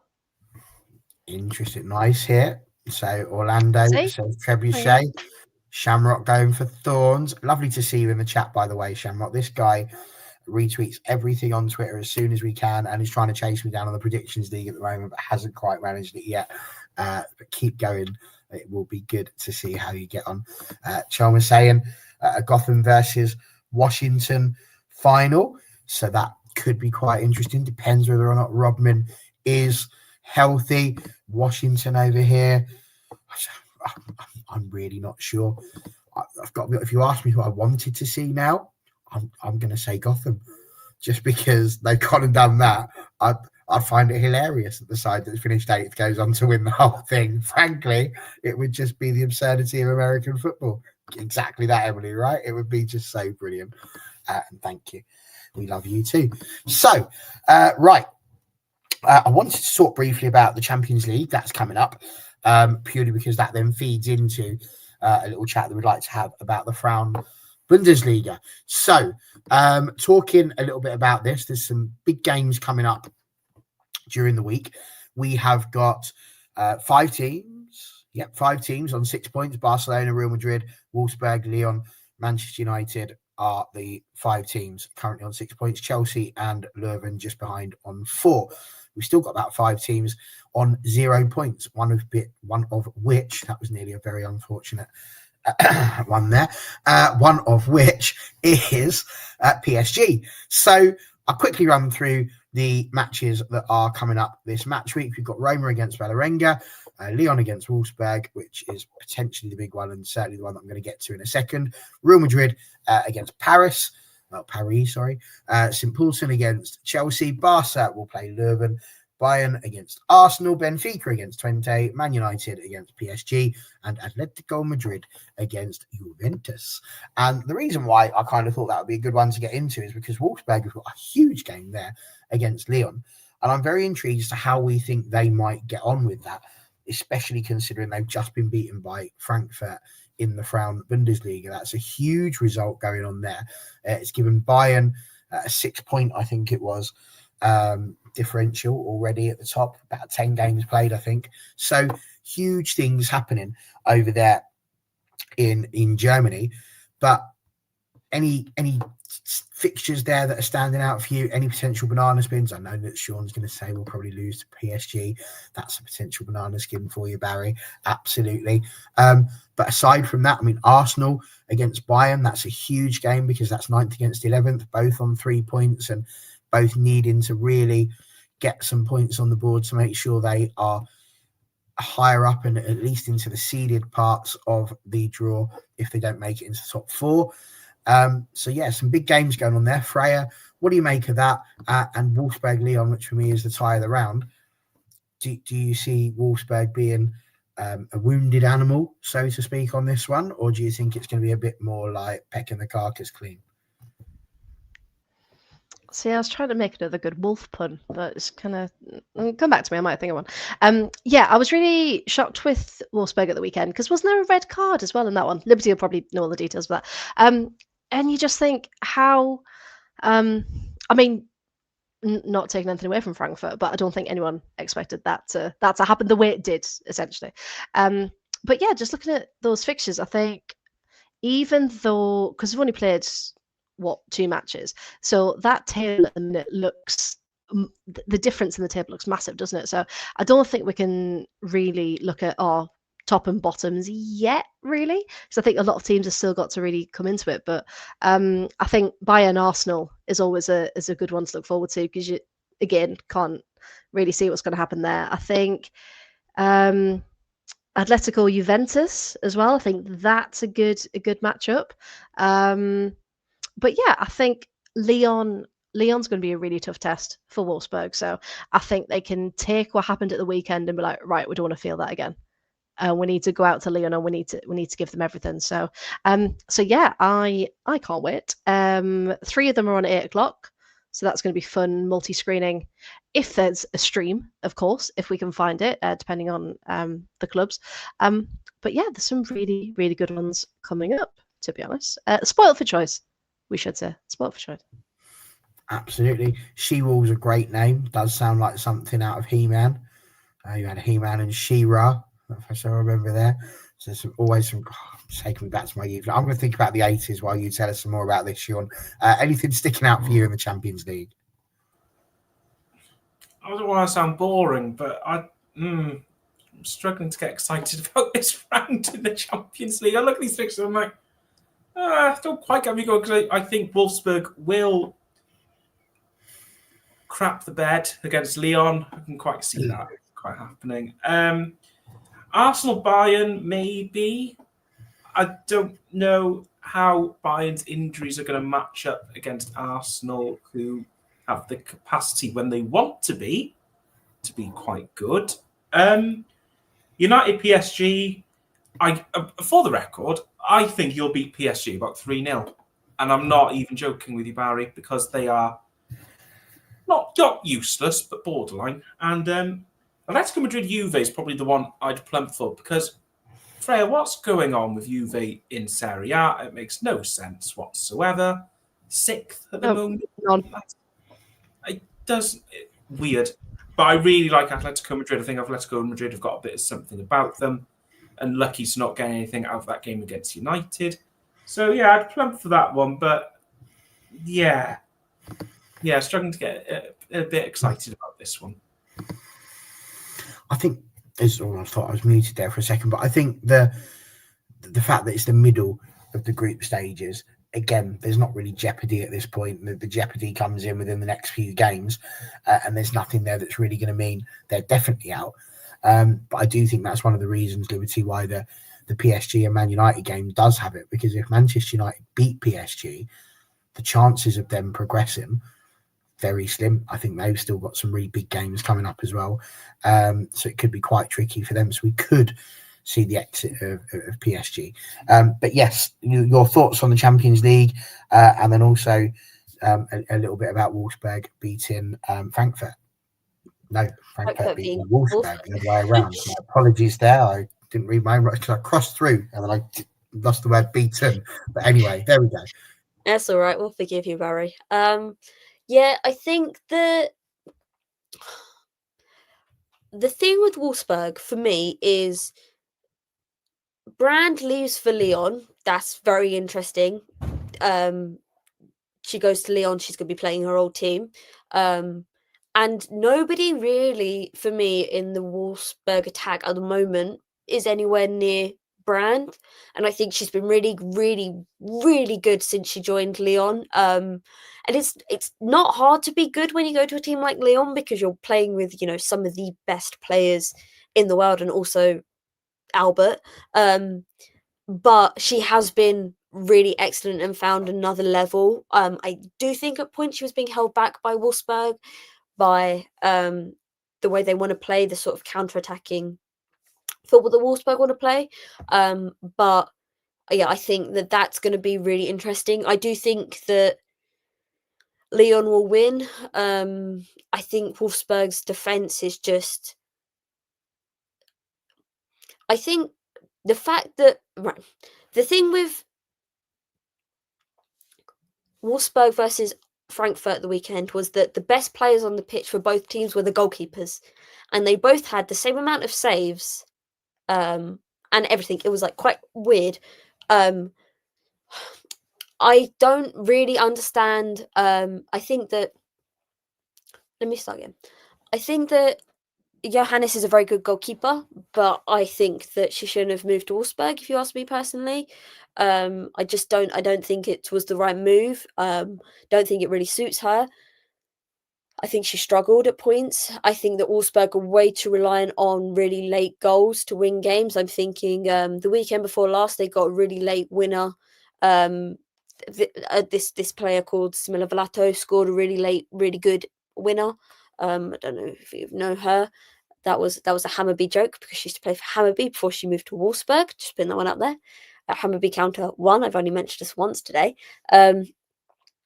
But yeah, they've been really reliant on late goals, or just trying to see games out on 1-0, which I think is really ineffective. I don't think that the attack... They've got some really good attacking players. It's not working. I haven't watched them in enough detail to make a really big sweeping judgment, because but I wonder if it's time to depart from Alex Popp. I've asked I've got some friends who are Wolfsburg fans. That's the way I was going with that. Who say maybe it's time to sort of have a change of the guard.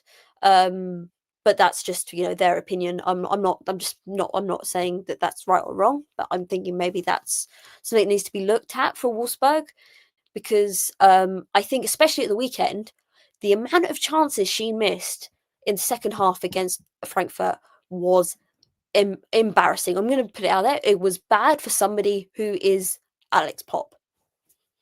The amount of she sent over the bar, or directly at the keeper. That goes for the whole attack in general. You know, they were a player ahead for 45 minutes and they only got one goal right at the end. And it's because Altenberg makes a save and it just falls into the path of Alex Popic. Lena Altenberg has no way to save it again, like the second save. So really, it was quite lucky. But yeah, I'm just wondering if, you know, that's something that needs to be looked at for Wolfsburg. But I think Lyon is just going to be too good. They're just gonna Lyon the way they do and get the win. PSG, I think, will be looking at United and thinking, Jesus, we really need points here. And I think that thought of we really need points will be a step too far and United will win. I think it will be pretty? Do I think it will be impressive? No. Do I think it will probably be like 1-0 or 2-1? Yeah, I'm going to be honest. I think it's going to be really, you know, stellar football. But I think, you know, United will do enough to get the 3 points. Arsenal Bayern, I think, is really interesting. Because I think that, as Sean said, Bayern have a lot of injuries, and I think that yes, they played Union Berlin on Friday night, but playing Union, who are also very injury-ridden, by the way, and winning 4-0 is very different to playing Arsenal. As I said earlier, Arsenal are going to be really revved up from the weekend to try and get a result here. It's going to be a really good crowd at the Allianz. The last I heard was over 10,000. Really good for a midweek fixture, especially when Bayern do not play at the Allianz all too regularly. I am terrified of Pernille Harder. She always finds a way to score against us. I'm also scared of Lea Schuler, and Clara Buell is probably the most in-form winger in European football at the moment. I saw she's made like 57 chances or something since across all competitions since the season began, which is just absolutely insane. But I do think that in other places, because Bayern are injury-ridden and riddled, even not ridden, and struggling, that we as in Arsenal, obviously, could get something out of this. And also, we saw last season that Arsenal can get a win against Bayern, as well as Bayern can get a win against Arsenal. Those two games were quite something. So I think it's going to be really interesting come Wednesday night. And yeah, I think that's all of my points. Oh, and lastly on Frankfurt, sorry. Yes, there is a red card. Just before halftime, she makes a goal line save with her hands, but it was one of, you know, in the Euros when she makes the save on the goal line, but it was like protecting her face. It was sort of similar to that, and she gets sent off. Obviously, Wolfsburg get given a penalty. Altenberg makes the save, and at that point, I thought, "Thank you, Tony." I could not remember her name. I nearly said something else, but that was just not her name. Thank you. And Altenberg, the goalkeeper, makes the save, and at that point I thought maybe Frankfurt could hold on here because they'd gone 1-0 down, then turned it around for 2-1, and then the red card happens, and then as somebody was saying earlier, Rebecca Blunkvist gets a goal against her old team. I think I said this on Twitter. I think it was Blunkvist for me is a really, really excellent signing for Eintracht Frankfurt. Really, what they kind of needed in response to really only having Laura Freigang as the 9, even though she's not a 9. So I'm really happy that she's doing really well. And then it was a lot of Wolfsburg really would have kicked themselves that they should have done better. But at the same time, a win away at Wolfsburg for Eintracht Frankfurt is massive 3 points. It's huge.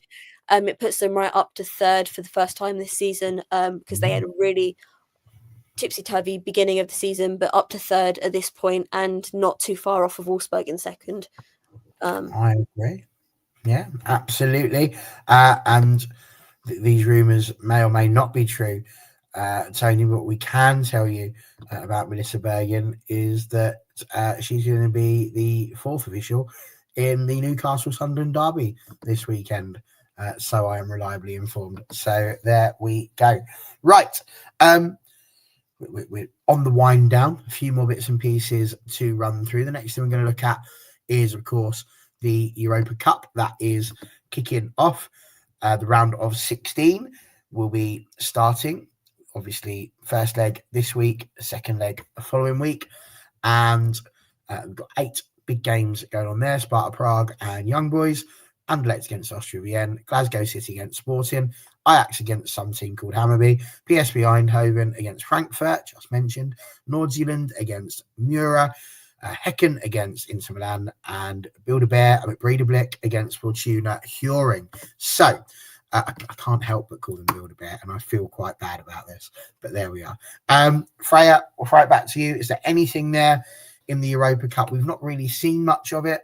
There's no mention of it. You have to go hunting for it to find it. But now that we have found it, any of those stand out to you? I was just going to say that I completely forgot it was a thing because there's just no coverage of it. And it's horrendous. You know, you introduce this new competition.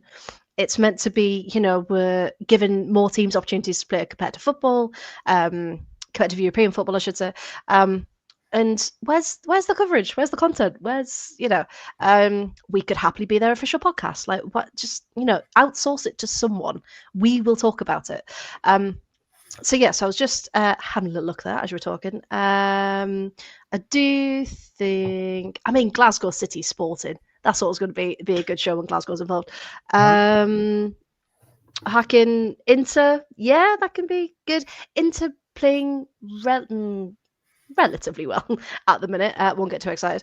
Yeah, there's some good matchups. I mean, like you said, PSV versus Frankfurt. So I think there's so much potential here as well for some really good football coverage, and it's just not getting what it deserves. So yes, I will try. Now I remember it's a thing, and try and watch and get information as much as I can. But yeah, I think there's some more exciting fixtures there that are actually in the Champions League this week. So yeah, focus on that right now. And you segued that perfectly, Sean. What she said. Do you think there are more exciting fixtures, and do you think that part of this is because it's an immediate knockout, 2 legs, therefore the jeopardy is immediately in place? Exactly that. Even the fact it's a 2-legged final. When's the last time you saw a 2-legged final? I love it.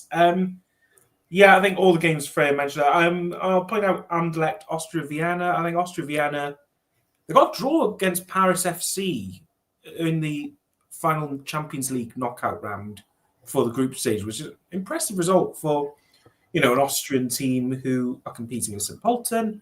Anderlecht always bring out, dear me, Anderlecht who always have very good youth systems, always bring out really good Belgian youngsters. So looking forward to see that clash. PSV Eintracht Frankfurt, I imagine Eintracht Frankfurt would be too much, but I think PSV do have some qualities. Yeah, it'd be an interesting one. I'm not touching Ajax Hammarby because I'm sure someone else wants to talk about it.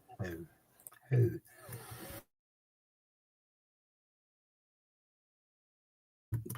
Yes. Oh. And you'll not be surprised to know that I have deliberately crafted this last little section in order to ensure that our resident person gets to include at least 3 of their teams on this. And this is part of the conversation because Liberty, I'm sure you will mention the fact that Ajax and Hammarby is going to be a big game. I'm sure you'll mention Häcken and Inter Milan.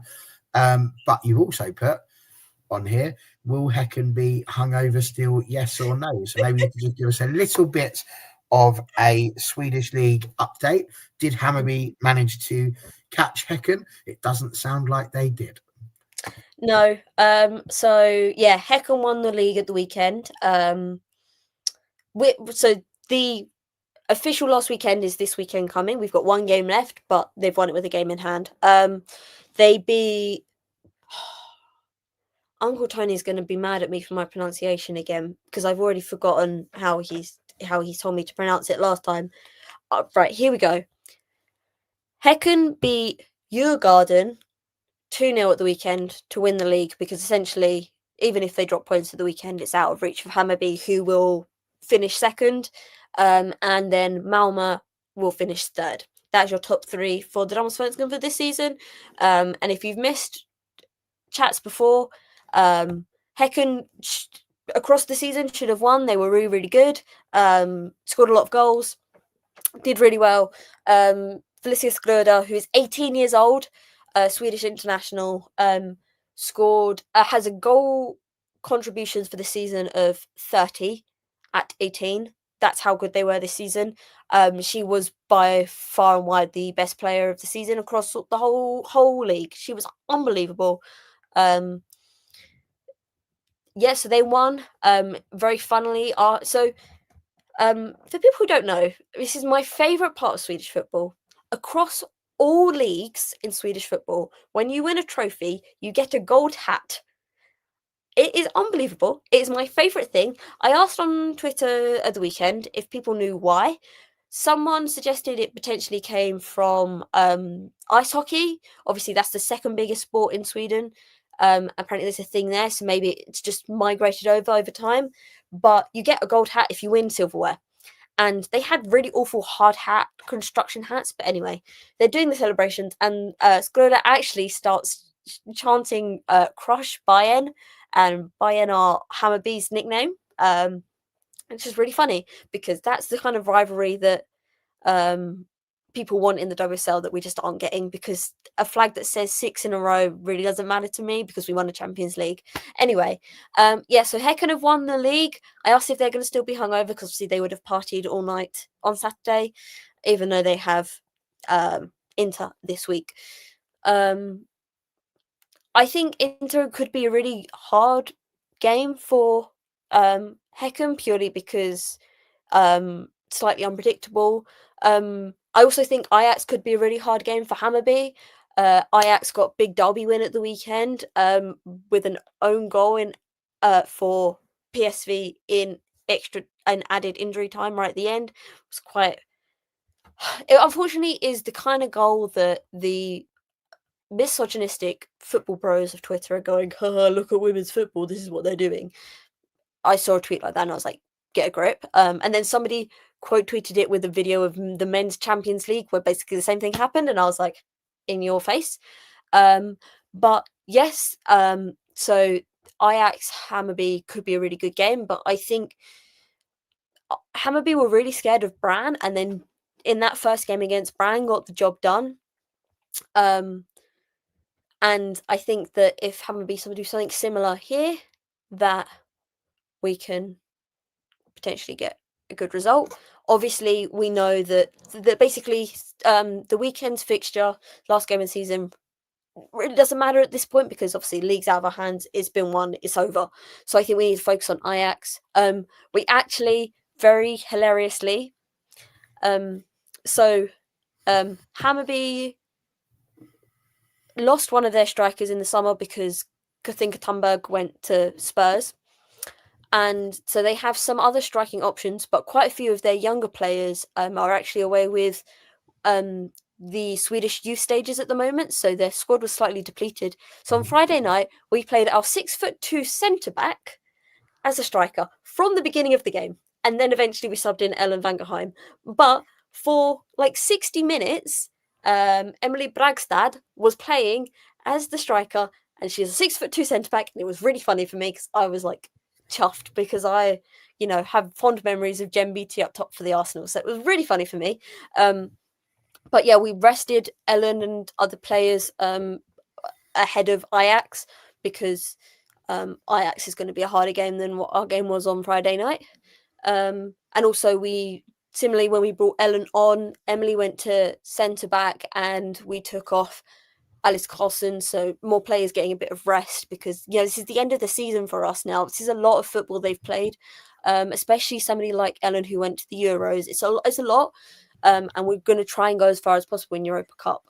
So some rest is better than none because once again, don't really have many options right now because Tinker went to Spurs. But yeah, I think Frankfurt will probably look at PSV and think we can get a result here. We're going to go quite far. I think, I don't think there's a bookie's favourite because nobody knows anything about the Europa Cup, but bookie's favourite would probably be Frankfurt to win the whole thing. So yeah, and so I think it's going to be a really interesting load of fixtures. Absolutely is. And I think that's it. But yes, Did you say that the Swedish league restarts in March? Yes, so it's March until November, late November is the run time with a gap in the middle in the summer. So very interesting because Hammarby and Häcken could very well be in a position where obviously they play these 2 round of 16 games. They do get a little bit of a break, but if they make it through to the quarterfinals, that's in the middle of February. So yeah, so the same thing happened the same thing happened with Häcken in the Champions League a couple seasons ago, where they got through to the quarterfinals in the Champions League, big proper Champions League. They got out of the group there. Is that the group they were in with Chelsea? Because that was the first time I ever watched Swedish football in person, because they were playing in London and I lived close by. Anyway, that was a really annoying 0-0 draw with Häcken and Chelsea, by the way. But yeah, they got through the quarters there, so their season got extended, and then basically the January is seen as like the time off, and then pre-season starts February, but they really didn't get time off. But yeah, that's it. Their pre-season could potentially include a Europa Cup quarter-final, which doesn't feel much like pre-season, to be fair. Now, the Sandwich Cup is going to be taking place this week as well, but only for Group C. So, interesting point there. But that is a very, very tenuous segue into WSL2 teams, because there was a WSL2 game that happened this evening. Nottingham Forest got bopped by Birmingham City in the end. It was 1-0 for about 40 minutes, and then a penalty was given. Sarri scored it. Jessie Stapleton got sent off. So it all sounds very interesting, and it ended up finishing 3-0. WSL2, Charlton top, Birmingham now in second with Nottingham Forest on 12 points in fourth. Bristol City there. Freya, anything you want to throw out about WSL2? Because I know that you were eagerly keeping your eyes on everything that was going on there. What have you made of it so far? 8 games in, looking good for Charlton. Best league in the world. Everyone needs to watch WSL2. Charlton's still unbeaten. Can we just put that out there? Charlton's still beaten. So a massive chance for Birmingham to claw some points back this weekend.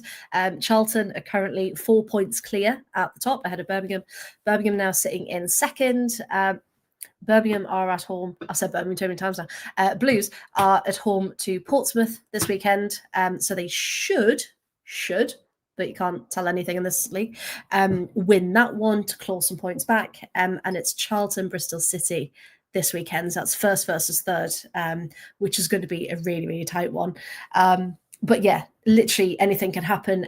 Sunderland at the weekend were winning against Portsmouth. Then in extra time, Portsmouth suddenly won.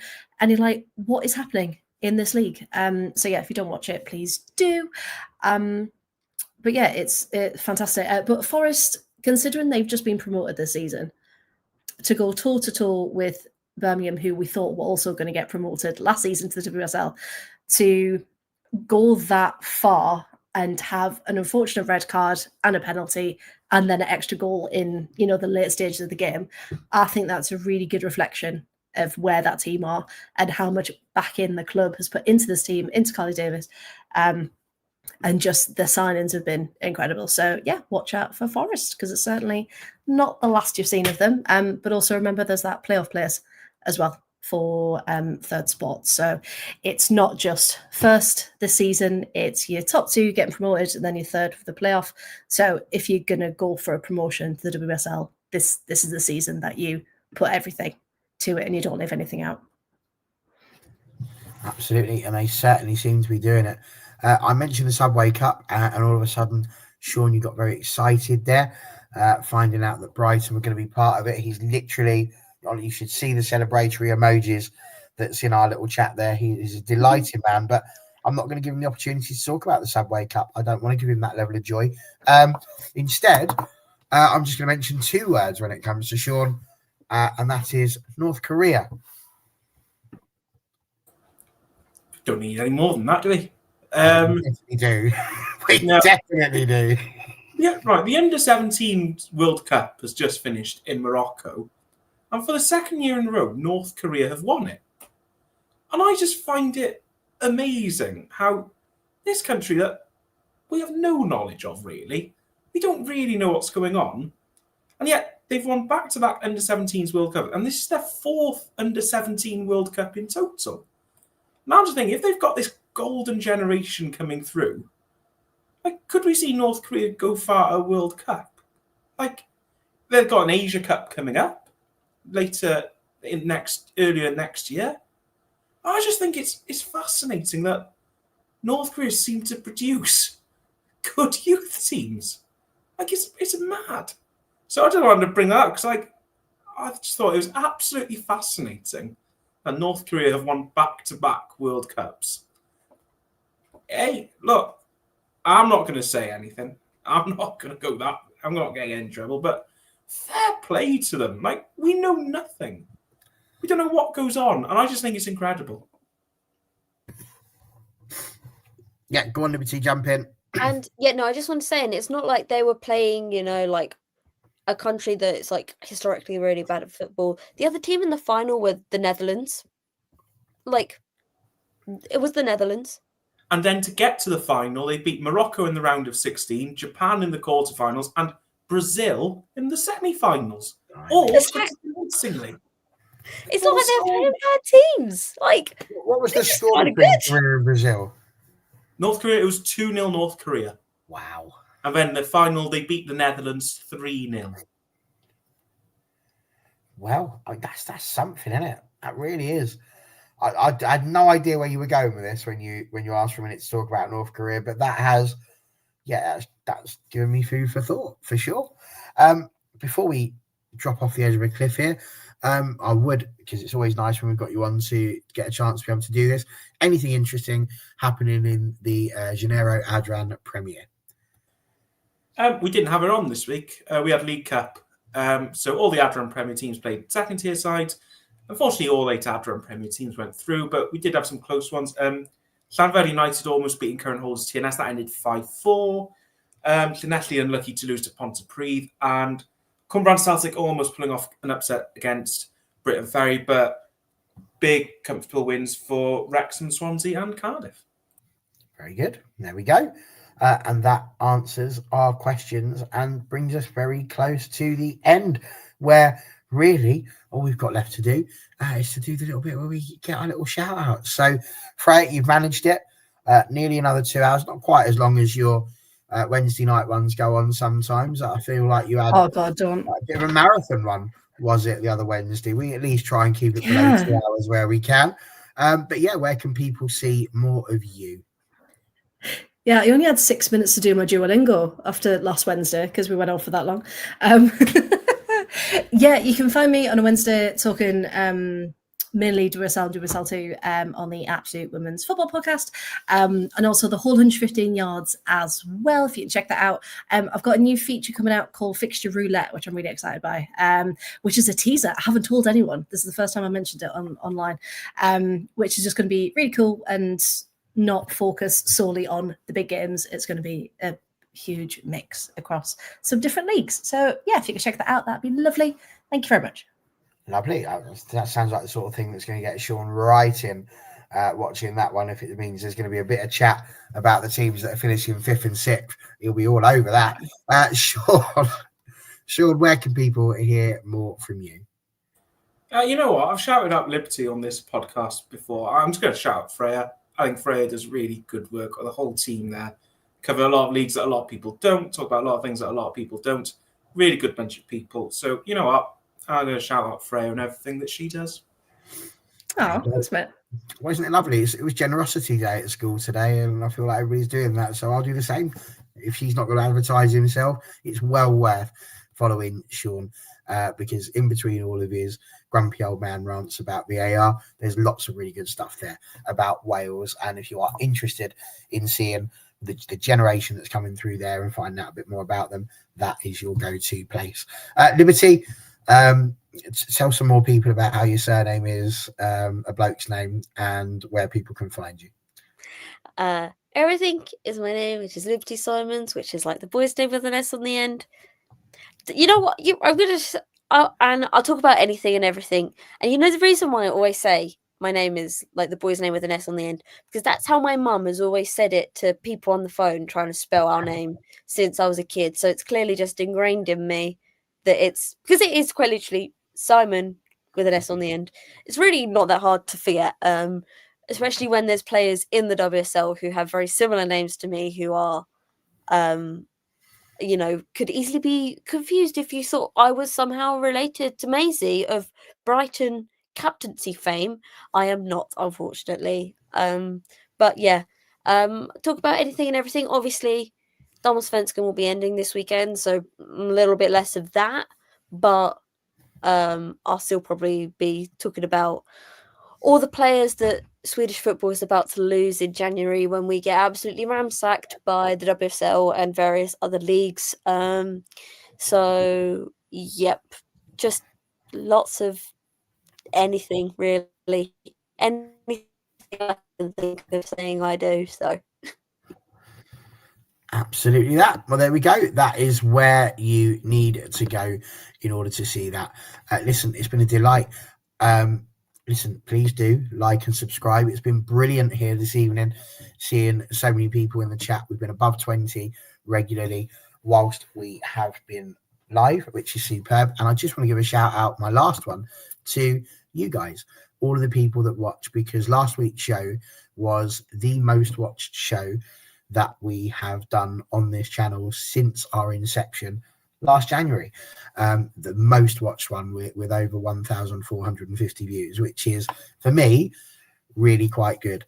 And made me a little bit emotional, I have to say, because we've been working very hard at trying to get this little podcast out there for people to see, and it's been really nice to see people coming along and enjoying the ride and just having a chat about football with your mates, which, let's be honest, is what it's all about. And the second thing it should all be about is sleep, which I think most of us are going to go off to now and get ourselves a little bit of, I need beauty sleep. I don't wake up looking like this, so got to go and get ourselves sorted. Thank you very much for joining us. It's been an absolute delight. Don't forget to join us Wednesday, probably Wednesday, could be Thursday, and we'll find out. But Lower League Lingo, we'll be having a little bit of a chat about that. That'll be Tier 5 and a FA Cup. Lots of things going on. So please do get involved. Come and see us over there. And we should hopefully be back next week with another topic. But what will it be about? God knows. I'm sure something will happen. So we will see you then. Thank you and see you next week.